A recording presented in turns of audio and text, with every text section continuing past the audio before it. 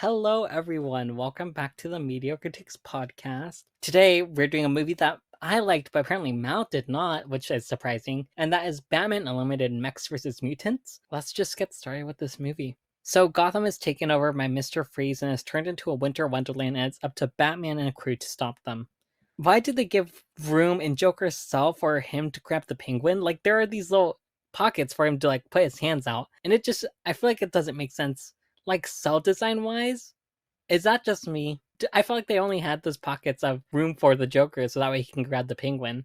But I feel like it didn't make sense in general to have that there. You're thinking too much about it. Am I those overthinking? holes were put there to have that scene. They weren't put there for literally any other reason. Yeah, that's my point. I was like, what?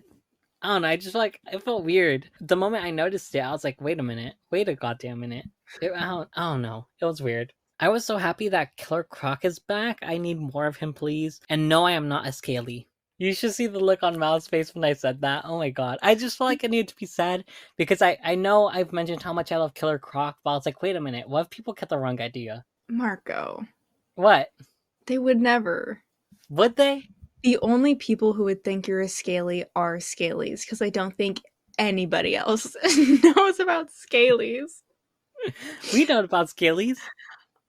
Yeah, that is true. I don't know how I learned about Scalies, but I think I learned about Scalies from you. I think the average person doesn't know what a Scaly is, though. Yeah. I feel like the average person knows what a furry is, not a Scaly. Anyways, we need to move on. I just want to make that clear. I just feel like it needed to be said. Marco, no one's gonna accuse you. They'll accuse me now because I said that. Well, at this point, it's your fault. Yeah, I guess you're right. Damian Wayne is actually tolerable in this movie. Can you believe it? We got Bizarro Damian. And I kind of like that. I feel like at least he wasn't a complete asshat, you know? Yeah, I did too, but it's so sad that the only animated film Damian we like is the one that is not like Damian. Yeah, he is completely different. He is not self-centered. I feel like this is if Damian Wayne was actually mature, somewhat. But even then, I'm like, no, that's kind of a stretch. What sucks is I liked the idea of Damian's personality because it is so different from the previous Robins.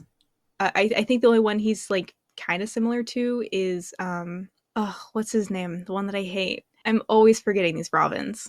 Or the one that dies. Red Robin? Oh, Jason Todd. No.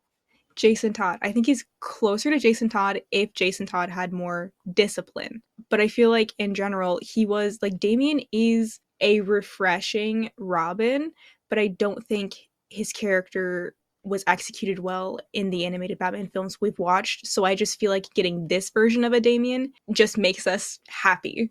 Yes. There was actually this conversation you and I had where I was like, I feel like Jason Todd and Damian Wayne are kind of the same character. But you said no, and I'm still wondering why you said no. I think it's because there are similarities. The similarities being they're both violent and they do have a cockiness and confidence to them that irritates me. But other than that, I do feel like they are different enough, but they do have similarities. Yeah, I mean, I feel like maybe because I'm not as well versed in Batman as you are, maybe that's why I feel like they're kind of the same. Because I have only seen Damian Wayne from the movies, and I have not featured him in any comics, and neither have I with Jason Todd. I think it's funny you say that though, because one of the biggest issues with Jason Todd when he was first introduced was that he was basically Dick Grayson, and then they had to retcon him. Oh, really? Yeah. Wow, I did not know that. Now you know. But yeah, I think I actually liked Damian Wayne's character growth in this. I feel like he was genuinely a nice guy, and I did not want to kill him. So that's a good change of pace. He also wasn't perfect. He wasn't a mastermind, and he wasn't a 10-year-old who can fight for some reason. He's a 10-year-old. I mean, okay. Anyways, we need to move on. No, but I love how every excuse for Damian's abilities is that, well, he was raised by Ra's al Ghul. So okay, and what the fuck? How is he fighting as good, if not better, than Ra's al Ghul? But he's 10. I thought it was pronounced Ra's al Ghul, but I might be wrong. I don't give a fuck. Okay, well, I thought Ra's al Ghul has lived for like literally so long because of the Lazarus pit. And like he has that experience. Damian Wayne is 10 years old. Excuse me? Like what? Anyways, yeah. It just doesn't make sense.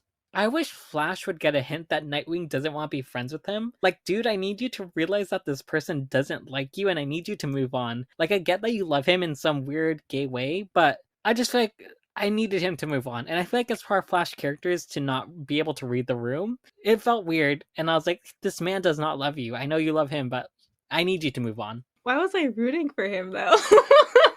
Why was him being gay the thing that made me kind of like him Maybe as you a just, character? what's the word I'm looking for? Not a degradation kink. Maybe you're a sadist. No, I just think that I don't like straight men. So the idea of the Flash not being straight made me be like, actually, no, you know what? Maybe he's a good character. I mean, yeah, I guess you could. I guess I could see why you would root for him, but I don't know. I just feel like whenever I see a scenario where like one person clearly is not interested in the other person, but the other person keeps chasing after them, I get frustrated. Like I get tired of that shit so much because I feel like that's why I was like in high school, and I just don't want to see that with other people. I'm just like, please grow up. I need y'all to grow up. Nightwing's hair looks so much better in this movie. Like he finally got a haircut, and I'm so glad. It just looked weird in the past movies. I was so surprised to see the Penguin be a part of this movie. In the Batman Unlimited Monster Mayhem review, I mentioned how I was surprised that we get callbacks in the past movies, but now I'm even more surprised that it's not just a callback. There's plot threads that were left in the first movie that are being called back to in this movie, and it was a welcome surprise to me. I really like callbacks and stuff in movies and TV shows. Like again, I like continuity. That's just who I am. Also, Man Bat is also in this movie too, which I was surprised by and I did enjoy. Okay, we need to talk about Mr. Freeze. Mr. Freeze as a character does not make sense in this movie. He talks about how he wants to be alone, yet won't drop off the Penguin and back to Gotham so that way he can be alone. Like, I feel like that was a real big contradiction. I needed it to be explained. Okay, Mr. Freeze's character in this in general is really frustrating because he's like, when he's dying, he's like, I just wanted solitude, which is factually incorrect because he moved from the most isolated content in the world to a metropolis. So if you want solitude, you'd have to demolish the oil rig that was already like where you were at and then have just been on your merry little day. Yeah, I exactly. I don't think his motivations in this made sense at all. So I don't think he should have been in this, Yeah. honestly. Yeah. And I also feel like I get that like not every Mr. Freeze story has to have his backstory explained, but I feel like I needed some of his backstory explained because I feel like it didn't make sense for him to be here because of his backstory, like as a character, you know? Maybe that's just me, but I feel like it didn't make sense. What are your opinions of that? Because I'm really curious what you think about when it comes to that. Explain yourself more.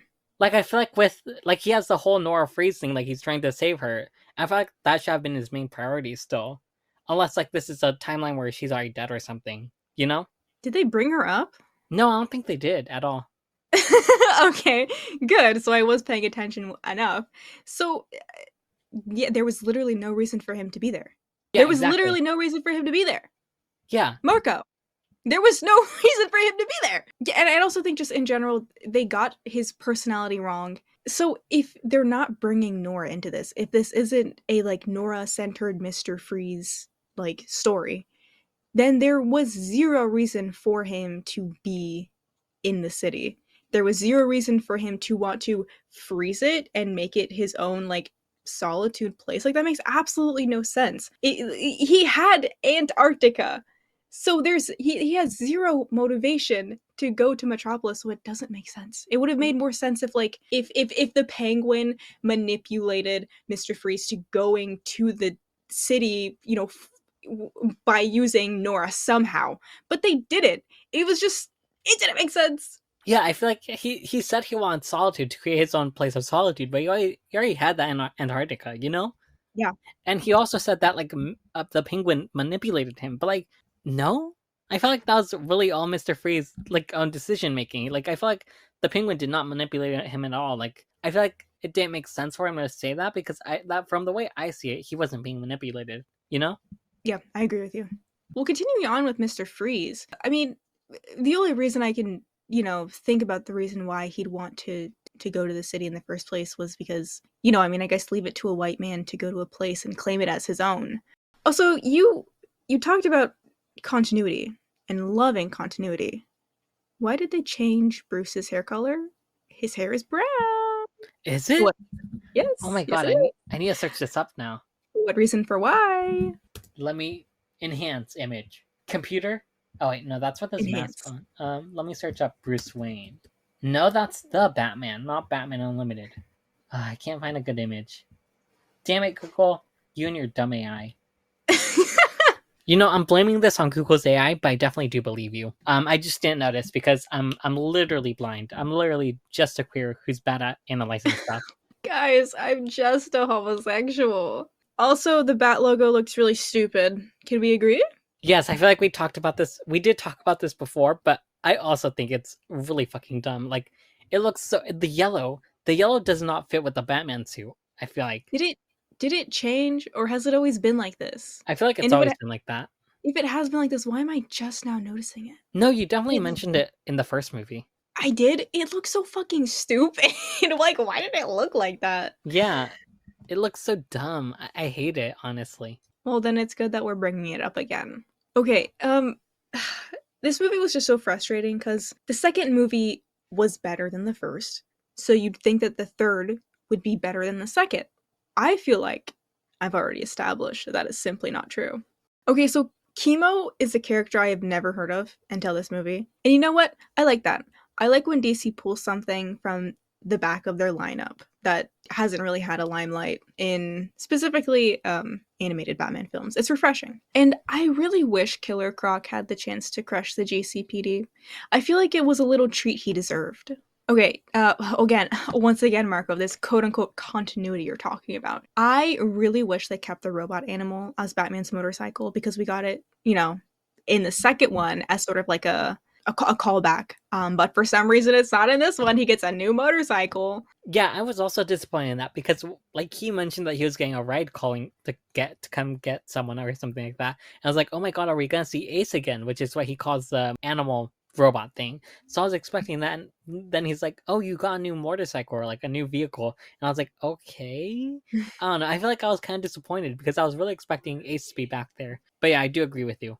I would have liked it better if it was Ace instead of just a new vehicle. Yep.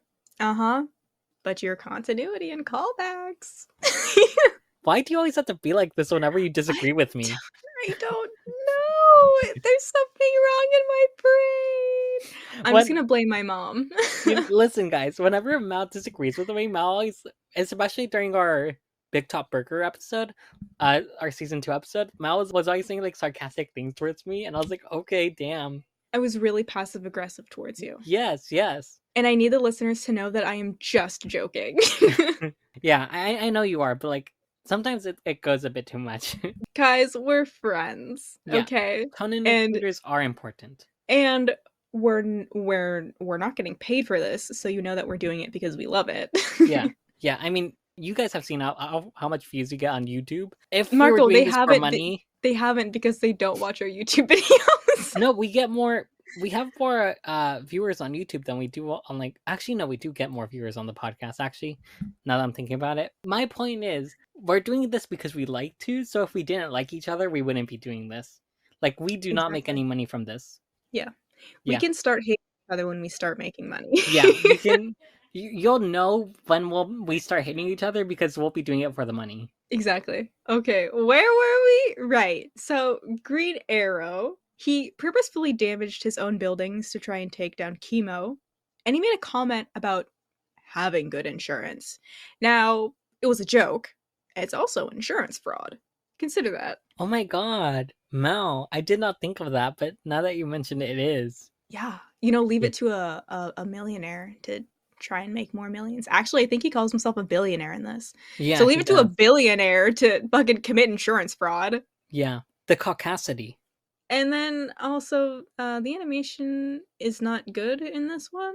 It really feels like they put most of their budget into the fighting scenes, which is sad because even those aren't good, in my opinion. I expect a lot, and it's hard to meet that expectation when it's literally just big mutants versus big robots.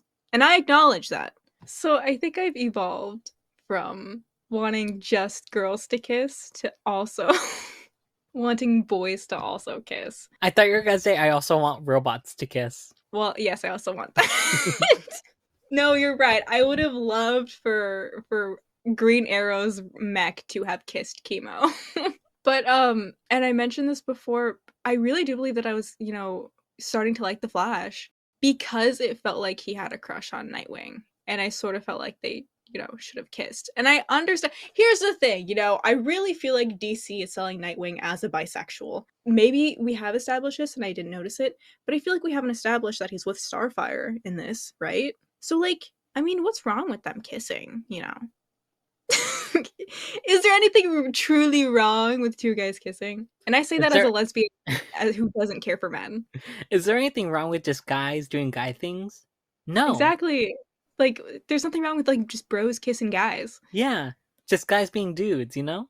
Exactly. And I think it should have been in this movie. Maybe it would have made it better.